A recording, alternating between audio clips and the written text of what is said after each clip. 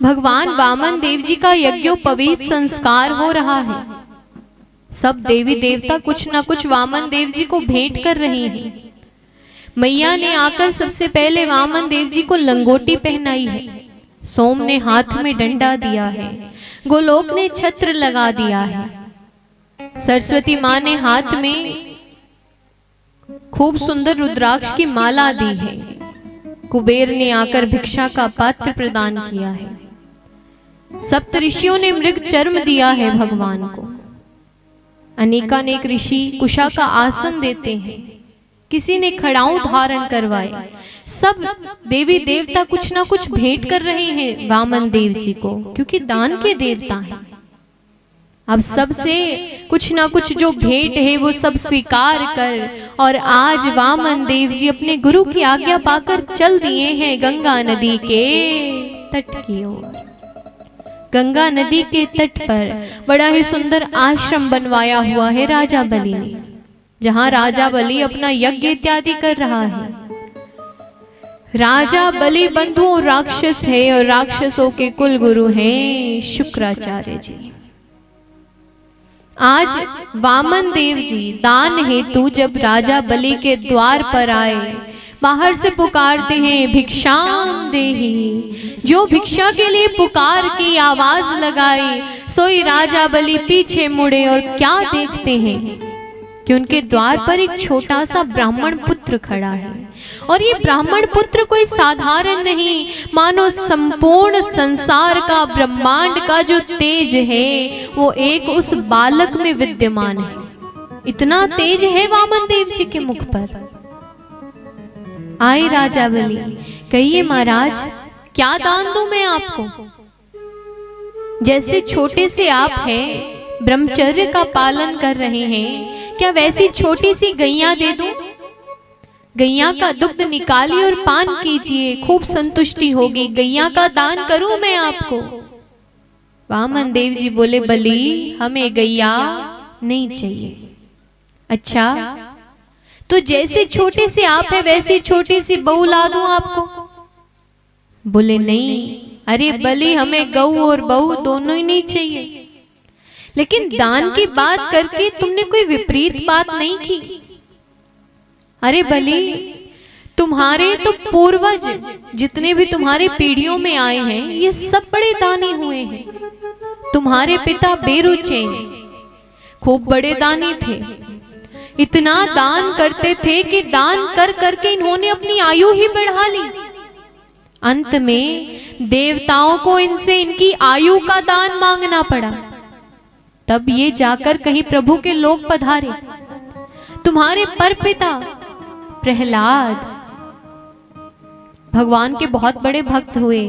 अरे तुम्हारे परपिता के लिए तो भगवान ने स्वयं अवतार लिया है। और तुम्हारे परपिता हिरण्यकशिपु भले ही भगवान से बैर रखता था, लेकिन दान देने से तो वो भी कभी नहीं चूका। तो ये दान की बात करके तुमने कोई नई बात नहीं कि तुम्हारे पूर्वजों से ये पीढ़ी ये रीत चलती आ रही है दान की। लेकिन बलि हमें माफ करो, हमें गऊ और बहू दोनों ही नहीं चाहिए। तो महाराज क्या चाहिए आपको? वामन देव जी बोले, बलि देखो छोटे से हम हैं, इसीलिए हमें अपने पांव से नापकर केवल 3 पग भूमि दान चाहिए। हम अपने पांव से नापकर 3 पग भूमि लेंगे, वहां छोटी सी झोपड़ी बनाएंगे और प्रभु का भजन करेंगे, और कुछ नहीं चाहिए हमें। राजा बलि बोले, प्रभु आप छोटे से हैं, यदि आप अपने पांव से नापेंगे तो कितनी ही भूमि आ जाएगी 3 पग में। यदि आपको केवल 3 पग भूमि चाहिए तो आपको मैं अपने पांव से नाप कर देता हूं। अब वामन देव जी को लगा यहां तो सारा कार्य बिगड़ जाएगा। अरे भैया, यदि ये अपने पांव से नापेगा तो हमारा तो कार्य सिद्ध नहीं होगा।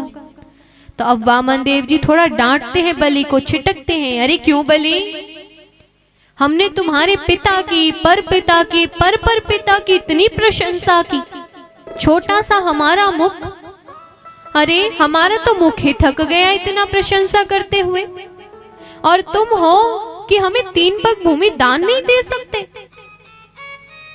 देखो बलि, दान देना है तो दो, वरना हम किसी और राजा के यहाँ चले जाएंगे। केवल मात्र 3 पग भूमि ही तो मांग रहे हैं तुमसे। राजा बलि थोड़ा डर गए। अरे भैया, इतना तेज है उस एक बालक के मुख पर, भला ऐसे सुंदर बालक को कौन अपने हाथों से जाने दे। अरे नहीं महाराज, रुकिए। भीतर गए, अपने शुक्राचार्य जी को, अपने गुरुदेव को बुलाकर लाए हैं। हे गुरुदेव, मेरे द्वार पर एक याचक खड़ा है, एक ब्राह्मण का पुत्र खड़ा है, वो अपने पांव से नापकर 3 पग भूमि दान मांग रहा है। छोटा सा लड़का है, पुत्र है ब्राह्मण का, आप उसे समझाइए कि मैं अपने पांव से नापकर 3 पग भूमि दान देता हूं। शुक्राचार्य जी कहते हैं, अरे भाई, कौन है ऐसा बालक जो अपने पांव से नापकर 3 पग भूमि दान ले रहा है। तुरंत आगे की ओर बढ़े और ज्यों वामन देव जी को देखा, जान गए शुक्राचार्य जी, ये कोई साधारण ब्राह्मण पुत्र नहीं है। अरे राजा बलि, तुझे क्या लगता है ये साधारण ब्राह्मण पुत्र है? अरे ये साधारण ब्राह्मण नहीं है, साक्षात विष्णु तेरे द्वार पर खड़ा है। तुझे क्या लगता है ये साधारण 3 पग भूमि दान नापेगा? अरे बलि, ये पहले पग में तो सारे ऊपर के लोक नापेगा, दूसरे पग में नीचे के लोक नापेगा, और तीसरे पग में तुझे पाताल पहुंचा देगा। तू इसे मना कर दे, कह दे तू कोई दान नहीं देगा, कोई दान नहीं करेगा तू।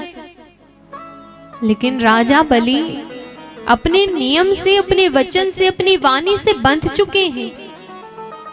राजा बलि बोले, गुरुदेव, अरे मेरे द्वार से तो कोई साधारण व्यक्ति भी खाली हाथ नहीं लौटता, और आप कह रहे हैं ये नारायण है, ये विष्णु है। आज तो वो नारायण मेरे द्वार पर याचक बनकर खड़ा है, भला मैं इसे खाली हाथ कैसे लौटा दूं? आज तो मेरा चाहे सर्वस्व लुट जाए, लेकिन इन्हें तो दान में देकर रहूंगा। कुछ भी हो जाए, इन्हें तो दान में अवश्य दूंगा।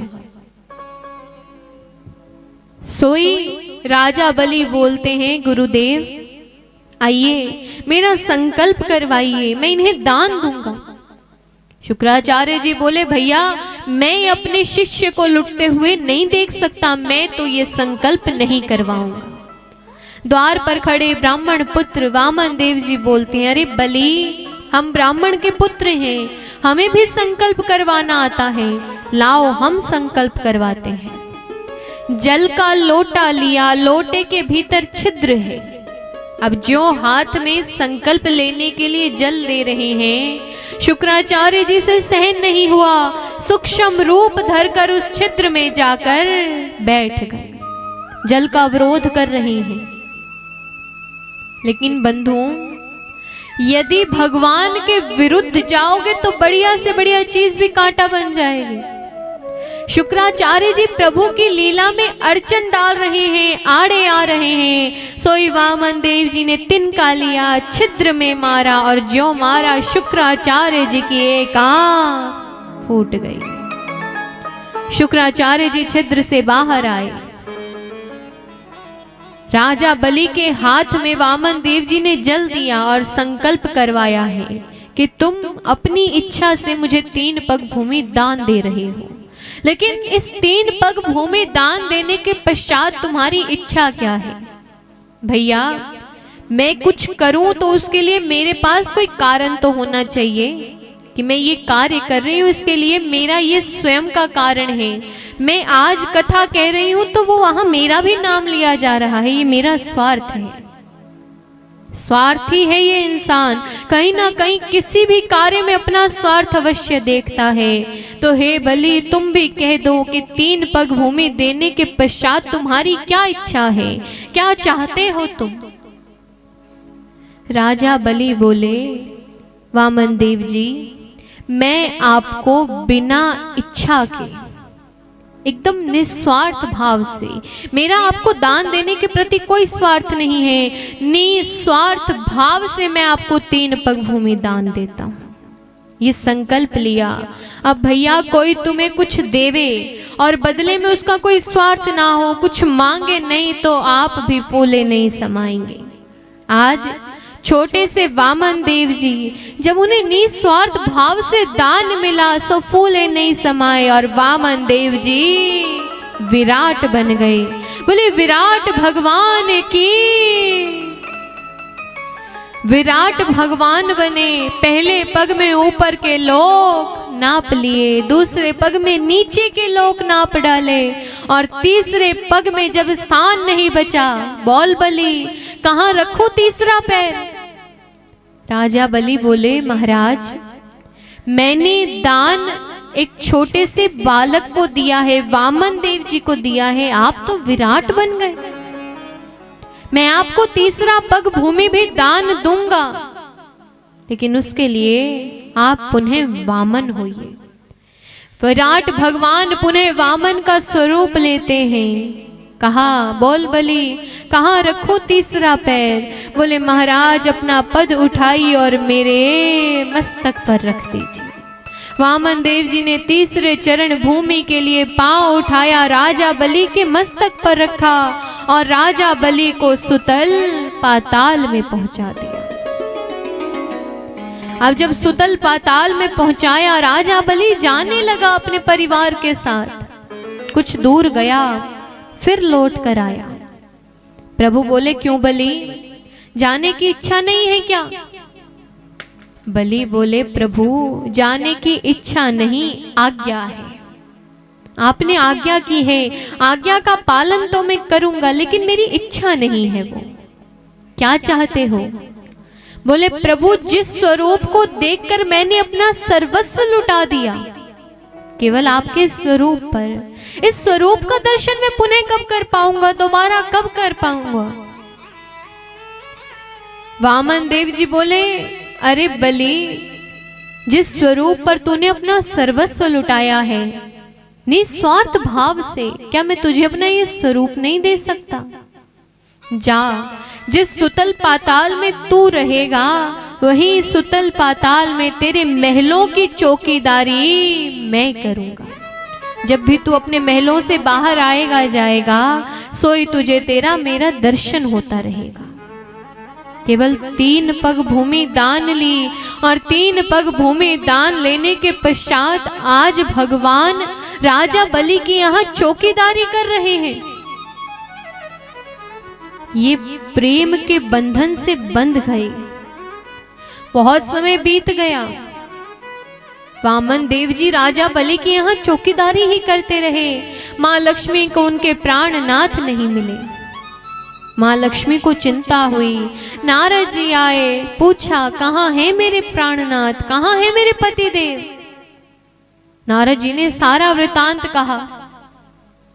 सुतल पाताल में है। सोई आज महालक्ष्मी भी खूब सुंदर ब्राह्मण पत्नी का वेश धर कर आई है। राजा बलि को आकर बोली अरे बलि, इस पूरी सृष्टि में, पूरे संसार में ना तो तेरी कोई बहन है और ना ही मेरा कोई भाई है।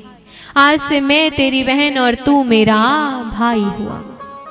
संयोग से बड़ा ही सुंदर सावन मास की पूर्णिमा का दिन है।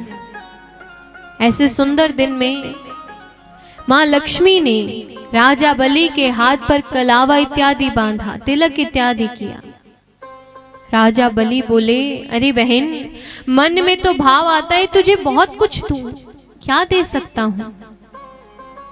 जो तेरे मन में आए सो मांग ले। माँ लक्ष्मी बोली भैया कुछ देना ही चाहते हो तो अपने इस चौकीदार को मेरे नाम कर दो। माँ लक्ष्मी राजा बलि से अपने पति देव को लेकर अपने लोक पधारी है।